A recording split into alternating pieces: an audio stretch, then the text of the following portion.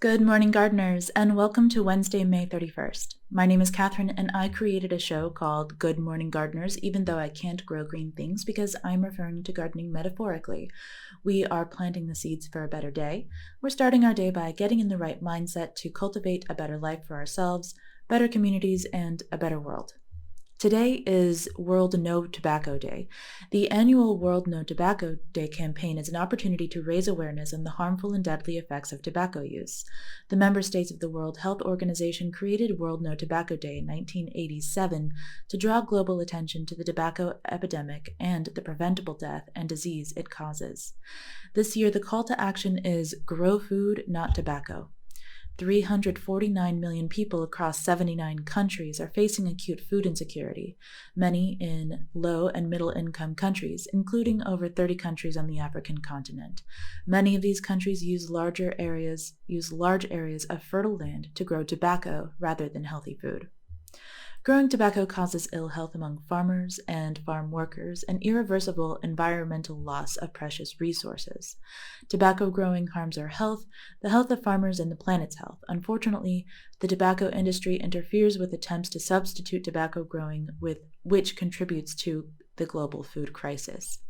I have put a link in the description of this video where you can learn more about World No Tobacco Day.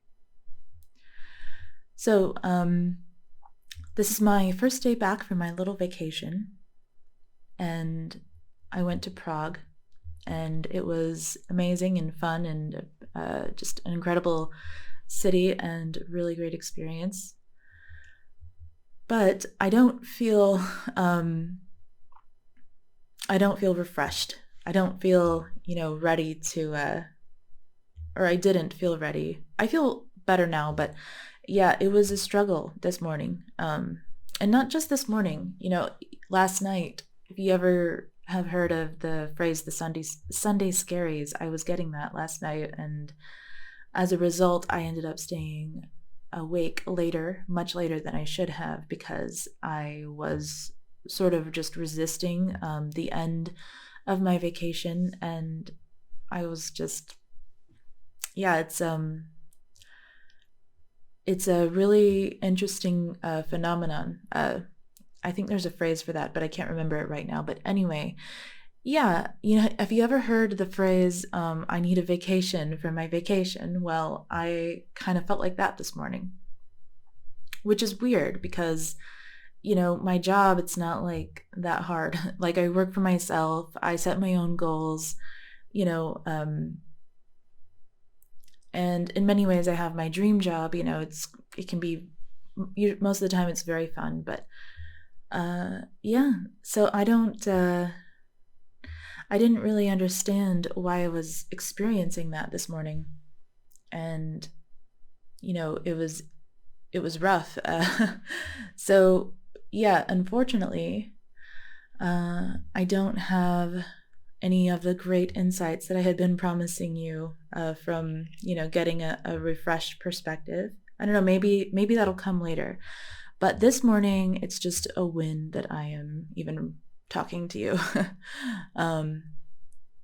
But I still hope to bring you a great episode this morning, and I think I've put something together that you will derive value from. So stick around. So to start off with our learning moment, I am going to go back into Deep Work by Cal Newport to read about leisure time or leisure time.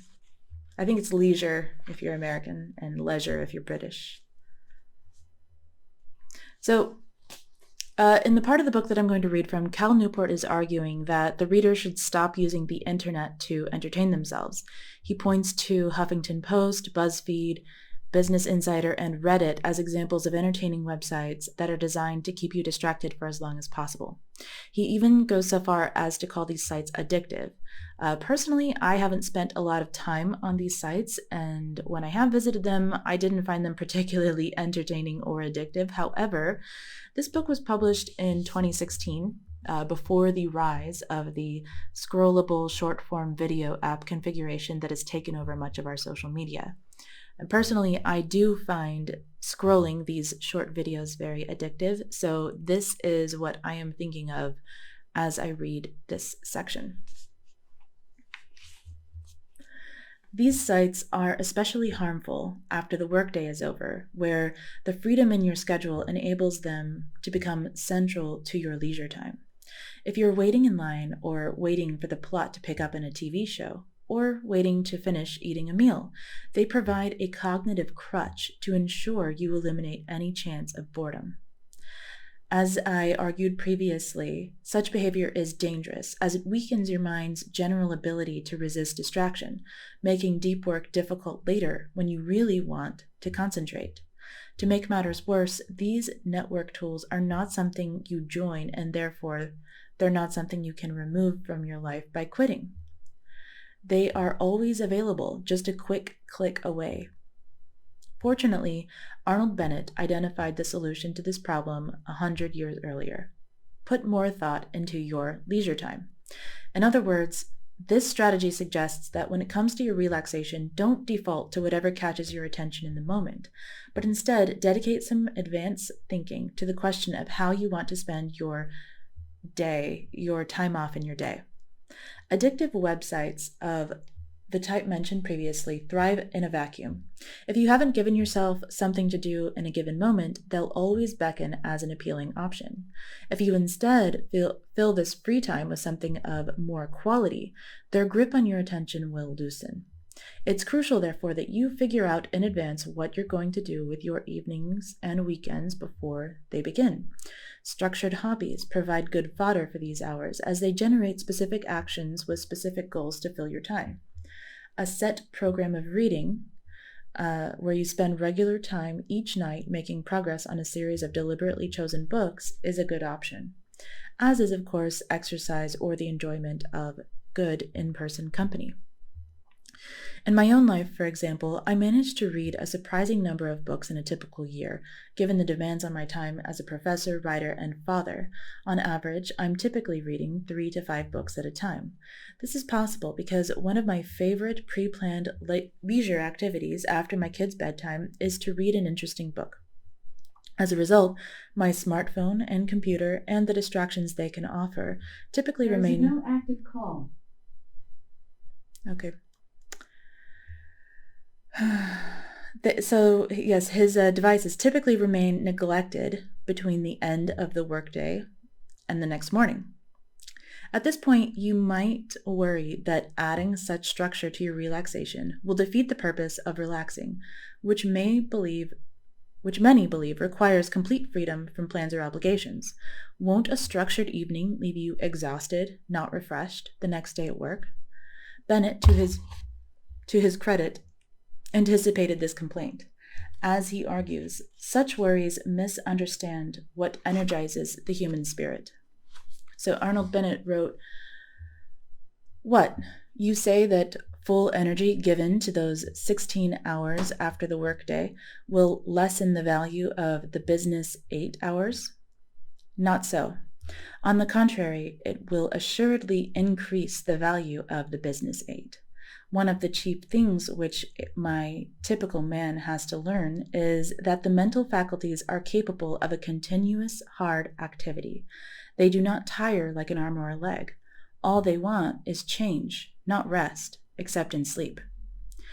In my experience, this analysis is spot on. If you give your mind something meaningful to do throughout all your waking hours, you'll end the day more fulfilled and begin the next one more relaxed than if you instead allowed your mind to bathe for hours in semi-conscious and unstructured web surfing. So this last part is the section that I thought about this morning as I was struggling to get back into a productive mindset. This morning I really wanted to take another day off, and I have the luxury of setting my own schedule so I could do that if I wanted to. And I was wondering, do I need another day off because I didn't give myself enough time doing something else? Do I need more variation? Because this rings true for me as well. The quote that the mental faculties are capable of a continuous hard activity. They do not tire like an arm or a leg. all they want is change, not rest, except in sleep. So yeah, I was thinking, like, did I not change it up enough with my vacation? But that didn't ring true for me, because I did think, I had taken enough time doing something else. And, I also kind of feel like it shouldn't take that much time, especially because I travel for leisure quite often. So yeah, that didn't ring true, but I still couldn't put my finger on an explanation for why I was so reluctant to return to work. So I closed my scrolling short video app and opened my meditation app, which is Insight Timer, and I clicked on the first guided meditation that I saw. And this is what I want to share with you for our feel-good moment this morning. The meditation was about taking things less seriously. The prompt was to think of one issue that you're dealing with and imagine a pressure gauge attached to it. This pressure gauge depicts how seriously you are taking this issue. When I pictured the pressure gauge attached to my work issue, I realized that the needle was pointing to maximum seriousness. It was not just pointing to 100%, it was past the 100% marker, kind of like the fuel gauge in an older car that shows the tank as past full when you fill it all the way up. The Insight Timer meditation guide prompted me to make a silly noise at the gauge to lower the pressure a bit. His example was a little kitten meow, like meow. So of course I did that, but to be honest, I'm not sure how well that really worked. But what did help me was to remember that this is not a life or death situation. It's not the end of the world if I decide to take an extra day off. So I gave myself permission to take a personal day. And as soon as I made that mental shift, I wanted to come up here to my office and do some work. So I got my answer. I was struggling to get back to work, not because I was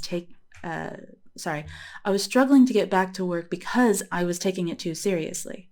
And what I needed a mental break from wasn't the actual work that I do. I needed a break from how seriously I had started to take my work. So this is our feel-good moment for the day. Usually, whatever is stressing you out, it is not that serious. Often, it is okay to skip that thing. But when it isn't okay to skip it, it's probably okay to do a bad job at it. Or if it's not okay to do a bad job, it's probably okay to do a passable job. It's okay to do something acceptable instead of exceptional. Sometimes it's okay to phone it in. So if I were taking Good Morning Gardeners super seriously, I would probably take the time and effort to come up with my own unique prompt for you that is relevant to everything I've spoken about this morning. But since I'm not, for our focus moment today, I'm just going to reuse the same prompt that I heard on Insight Timer this morning. Consider one area of your life that you are struggling with right now. The one that looms largest in your mind is probably the best one to address. And imagine a pressure gauge numbered 0 to 100, attached to this thing that you are struggling with. On the right side of the gauge, starting somewhere before and going up to 100, there's a portion of this gauge that is filled with red. This is the danger zone. If your needle is in this danger zone, it's time to release some of the pressure. You can meow at the gauge if you want, but more importantly, just let it sink in that you are definitely taking this issue way too seriously. It's not the end of the world if you fail, or just do an okay job, or even take some time off. I hope you found this helpful, and I hope you have a wonderful day. I will speak with you again tomorrow.